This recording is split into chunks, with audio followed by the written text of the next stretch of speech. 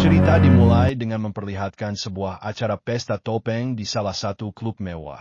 Kita akan diperkenalkan pada seorang pria bertopeng serigala dengan gerak-gerik mencurigakan pergi ke salah satu kamar sesuai arahan pesan dari ponselnya. Mengambil sepikuk pistol yang sudah sayap di dalam kotak tisu. Kemudian masuk ke toilet untuk membuka isi kertas yang terselip dalam plastik pistolnya. Dia bernama Tommy, seorang pembunuh bayaran profesional paling ditakuti di kalangan para mafia. Kebetulan malam ini Tommy ada tugas baru untuk menghabisi salah satu bos kartel yang katanya ikut hadir dalam acara ini. Sesuai ciri-ciri dari sejuil kertas tadi yang menjelaskan bahwa si target mengenakan topeng kuda, ia pun mulai berbaur dengan tamu lain untuk menghilangkan kecurigaan. Tak lama, Tommy menemukan sosok pria bertopeng kuda yang cukup mencurigakan. Tidak langsung mengejar atau menghabisinya. Ia kembali memastikan bahwa apa yang dilihatnya adalah benar-benar topeng kuda. Melihat Tommy akan mengambil sesuatu dari dalam sakunya, si pria yang panik pun langsung kabur dari sana. Tetapi disinilah si pria sekarang terjebak di sebuah gang dengan semua pintu pagar yang terkunci. Si pria menjelaskan, jika dirinya bukanlah orang yang Tommy cari. Memang benar bahwa si bos kartel adalah sepupunya dan saat ini masih berada di dalam. Namun, karena si pria ini memakai topeng kuda, Tommy pun tetap bersikeras akan menghabisinya. Gara-gara usianya yang sudah tidak muda lagi, Tommy mengalami sedikit masalah dengan penglihatannya sampai-sampai kesulitan menembak si pria yang jelas-jelas diam di hadapannya. Meski sudah dijelaskan bahwa topeng yang si pria pakai adalah topeng keledai, Tommy, yang pada dasarnya rabun jauh pun tetap. Jika itu adalah topeng kuda. Sehingga ya, celakalah Tommy karena sudah salah menghabisi target. Faktanya, si pria yang baru saja Tommy bunuh, benar-benar sepupunya si bos kartel. Bahkan, topeng yang dipakai pun adalah asli topeng keledai. Karena si bos kartel yang memakai topeng kuda masih berada di dalam dengan pasangan wanitanya. Alhasil, Tommy pun langsung menemui kliennya untuk mengkonfirmasi jika dirinya sudah salah bunuh orang. Tommy beralasan, jika tempat kejadian benar-benar gelap dan tidak bisa melihat dengan jelas. Dengan fakta bahwa orang yang Tommy bunuh adalah sepupu si bos kartel yang dikenal kejam dan banyak relasi. Si klien pun menyuruh Tommy agar kabur saja. Dan benar saja, si klien dikejutkan dengan pesan siaran tentang si bos kartel memasang harga 1 juta pound sterling bagi pembunuh bayaran manapun yang bisa menangkap Tommy hidup atau mati. Karena sayembara sudah ditetapkan dan si tidak bisa membantu banyak, Tommy pun langsung mengatur rencana pelariannya. 1 tahun kemudian, setelah aksi salah sasarannya, kini Tommy tinggal di Los Angeles dengan gaya rambut baru yang lebih rapi. Bukannya tobat dan menjadi pribadi yang lebih baik, Tommy tampaknya sudah nyaman dengan pekerjaan bunuh-membunuhnya. Bahkan saat ini ia sedang dalam sebuah misi yang diberikan oleh klien barunya. Dan inilah klien Tommy yang bernama Benson, seorang kartel senjata api paling terkenal di daerah Los Angeles ini.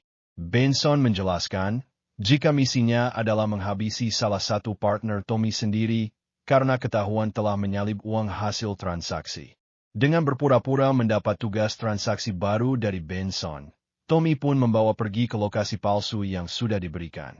Dalam sepanjang perjalanan, si anak buah pun memuji Tommy, karena dirinya yang sejauh ini masih berkeliaran bebas di kota ini. Padahal, jelas-jelas banyak pembunuh bayaran yang mengincarnya. Tommy menjawab, jika mungkin itu hanya kebetulan saja, di mana hal tak terduga terjadi saat si anak buah ini juga diam-diam mengincar Tommy demi hadiah uang yang fantastis. Si anak buah pun berhasil lolos setelah mobil yang mereka tumpangi tak sengaja terguling yang tepat saat Tommy berhasil mengejar dan akan menembaknya. Si anak buah meminta satu permohonan terakhir untuk menghubungi anaknya sebagai perpisahan. Padahal alih-alih beneran menghubungi sang anak, ia justru malah menghubungi si bos kartel yang bernama Freddy untuk memberitahu jika saat ini Tommy berada di Los Angeles meski tidak sempat menyebutkan lokasi spesifik. Karena Tommy keburu menembaknya, bos Freddy langsung berangkat ke sana untuk memburu orang yang sudah membunuh sepupunya tahun lalu. Sejenak kita tinggalkan dulu urusan Tommy dan beralih pada anaknya Benson yang bernama Julian. Ini badan gempalnya. Selain hobi main game FF dan mengurung diri di dalam kamar, ia juga sering mengikuti kegiatan tambahan drama di sekolahnya. Meski sudah berkali-kali dilarang oleh Benson, karena hanya akan membuat mentalnya menjadi lembek, si gempal tetap pergi.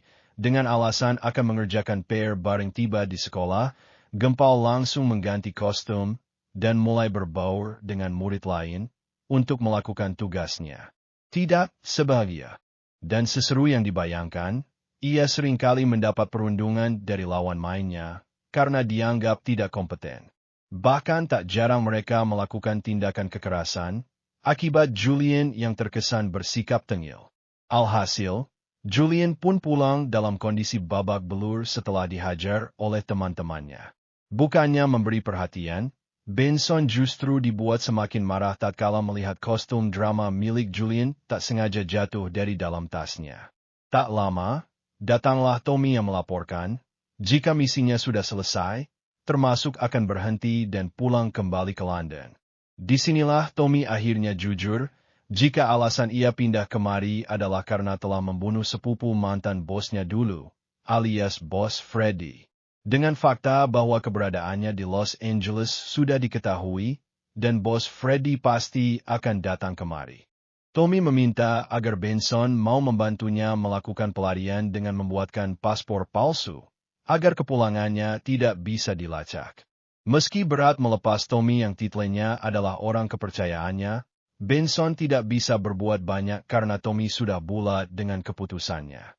Sebagai balas budi atas bantuan yang akan diberikan, Benson pun menyuruh Tommy melakukan misi terakhir untuk membunuh saingan bisnisnya dengan membawa serta si Gempal agar menjadi sosok pria brutal sesungguhnya. Tepat saat Gempal sedang memutar film dewasa, itulah muncul Benson menerobos masuk untuk mengenalkannya pada Tommy. Melihat kelakuan anaknya yang semakin hari semakin di luar nalar, Benson pun semakin bulat dengan keputusannya untuk membiarkan Tommy membawanya dalam misi.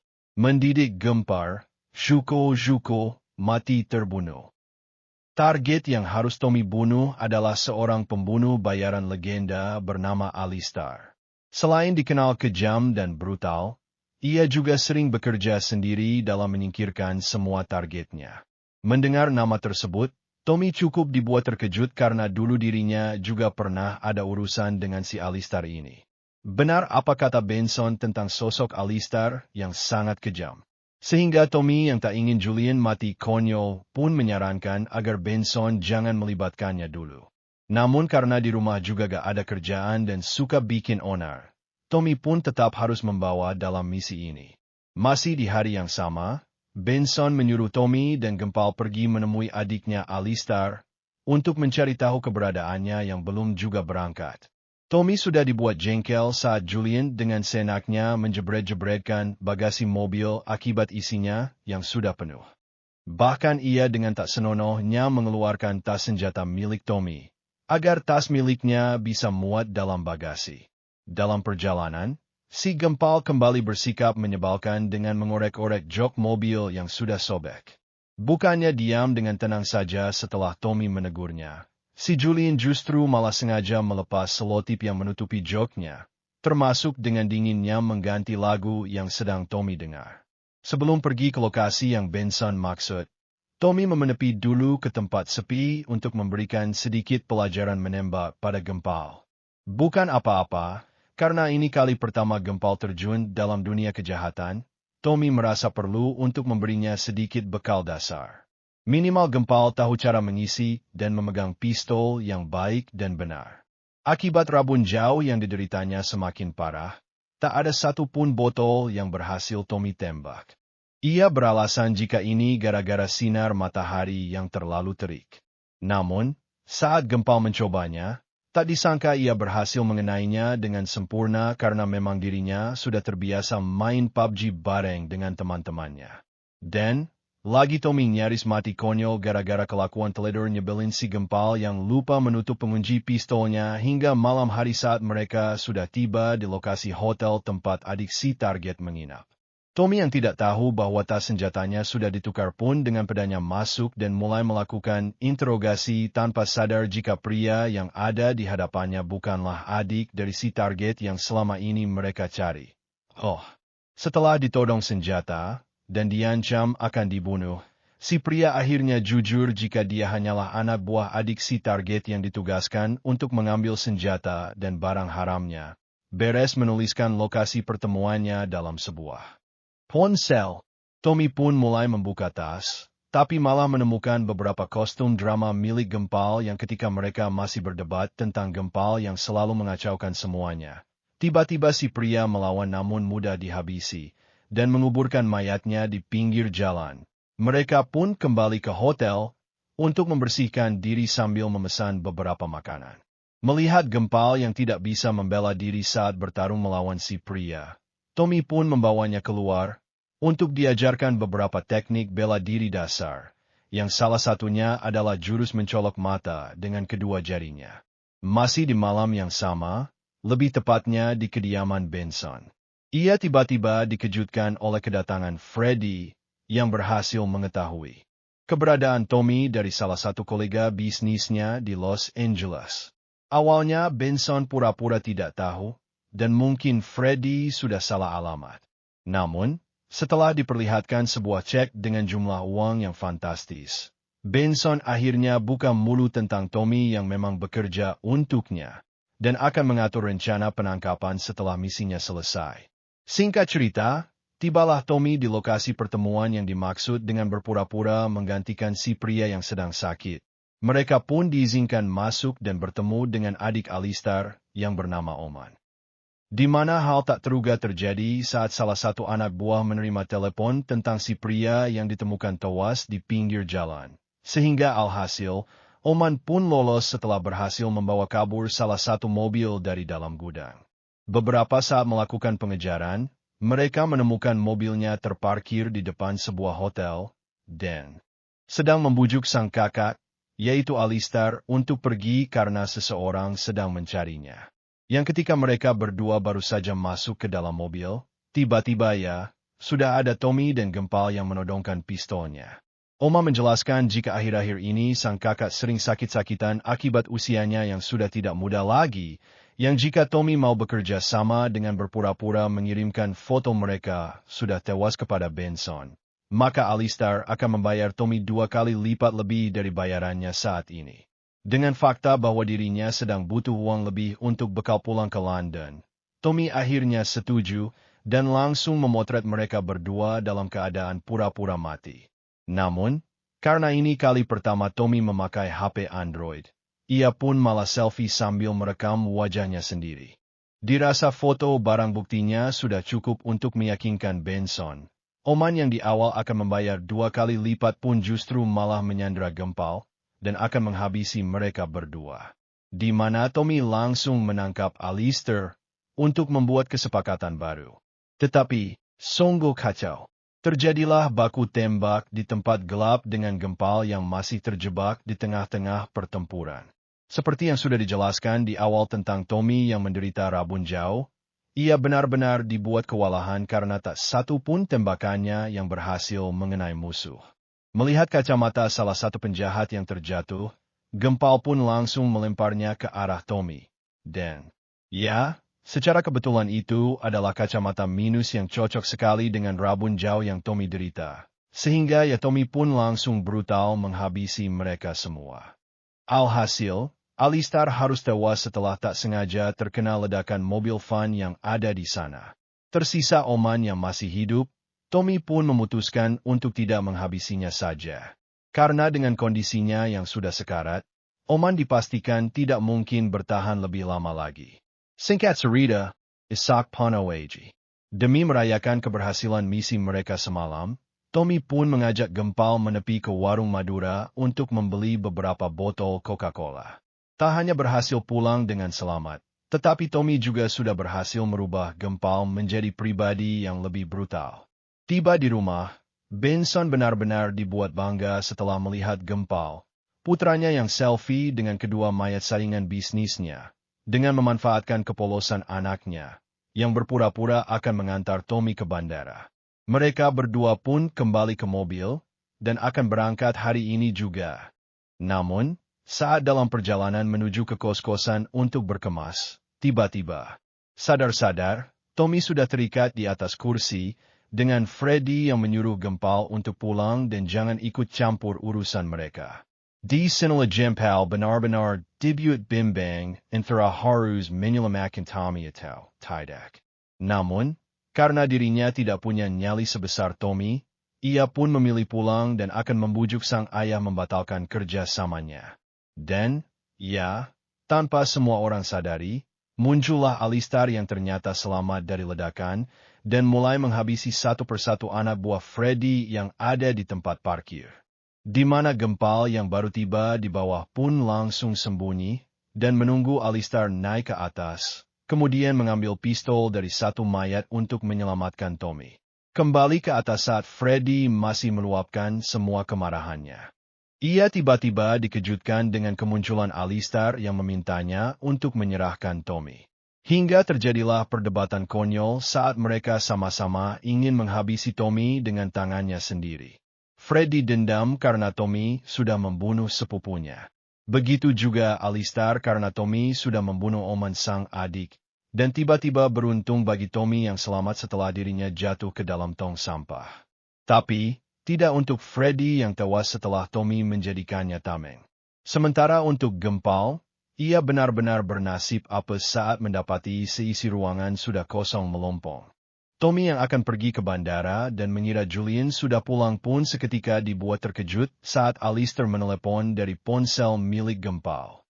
Dan menyuruhnya datang ke lokasi terakhir mereka baku tembak jika ingin nyawa si Gempal Julian diampuni. Singkat cerita, tibalah Tommy di lokasi yang dimaksud dan mendapati Julian sedang disandra. Permainannya cukup sederhana. Tommy hanya perlu melakukan bundir dengan menembak dadanya sendiri. Setelah Tommy benar-benar sudah mati, maka Freddy berjanji jika dirinya akan membiarkan Julian pulang kembali ke rumah. Dan kocak sekali. Dikira beneran bundir. Tommy rupanya sudah memakai rompi anti peluru yang membuatnya kembali bangun. Tak ingin terjadi lagi, kesalahan Alistar pun menyuruhnya mengarahkan pistol ke dagunya sendiri yang tepat saat Tommy akan melakukannya. Tiba-tiba lagi muncul masalah lain saat pistol yang Tommy gunakan, pelurunya sudah habis. Saking inginnya melihat Tommy melakukan bundir, Alistar pun justru malah membuka magazin miliknya dan melemparkan satu peluru untuk Tommy gunakan. Tetapi ya, Gempal berontak terjadi baku tembak. Dan sungguh betapa kuatnya si Alistar ini saat dirinya kembali bangkit, dan melakukan serangan balik yang membuat mereka berdua terpojok. Dengan fakta bahwa sudah tidak ada lagi peluru yang tersisa. Tommy pun keluar dari balik mobil sambil mengangkat kedua tangannya, namun Gempal tancap gas dan setelah semuanya berakhir, dan Alistar benar-benar sudah mati. Gempal pun kembali mengikuti kegiatan sekolah dramanya dengan kostum baju taktis yang dicuri dari salah satu mayat penjahat. Melihat wajah tengil Gempal yang masih berani menampakkan diri dalam komunitas ini, si pembuli yang sejak awal tidak suka pun langsung mengayunkan pedang mainannya. Dan, inilah yang terjadi. Berkat jurus colok mata yang Tommy ajarkan, Gempal pun berhasil mengalahkan si tukang bully sampai benar-benar membuatnya kapok. Untuk Tommy, ia berpamitan pada Gempal dan akan melanjutkan penerbangannya yang sempat tertunda. Sementara, di kediaman Benson, kita akan diperlihatkan dengan sang istri yang memilih pergi gara-gara Benson yang selalu mengkomplain masakannya. Yang tepat saat Benson akan memasak masakan kesukaannya dan boom. Tamat. Pesan yang dapat kita ambil dari film ini adalah orang yang merasa hebat dengan menjatuhkan orang lain. Ia sebenarnya sedang menunjukkan betapa kecil dirinya, betapa lemah dirinya, betapa miskin dirinya. Orang yang membuli bukanlah sebuah tanda seberapa hebat seseorang, melainkan sebuah bukti betapa tidak mampunya dia dalam mengendalikan rasa insecure. Ingat, jangan pernah mengukur kemampuan orang lain dengan penggarismu. Karena setiap orang punya ukuran porsi perjuangan yang berbeda-beda. Coba mengertilah, coba pahamilah arti cinta. Mr. Eselware mengupas cerita sampai akar-akarnya. Thanks all and see you next time. Ku berjanji kau takkan ku sakiti. Sejuk sepi